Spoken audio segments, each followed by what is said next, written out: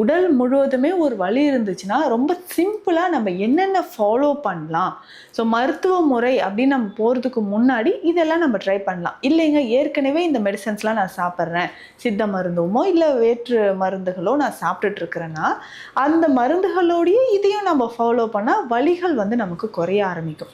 பொதுவாக வலிகள் அப்படின்னு சொல்றது நமக்கு உடல்ல நரம்புகள் சம்பந்தப்பட்டு வரக்கூடிய வலிகள் இருக்கலாம். ஸோ நியூராலஜிக்கல் பெயின் அப்படின்னு சொல்கிறோம். இல்லை ஆர்த்தோ ரிலேட்டடாக வரக்கூடிய வலிகள்.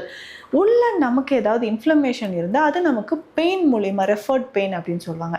ஸோ பெயின் மூலயமா வலிகள் மூலயமாவும் நமக்கு தெரியுது.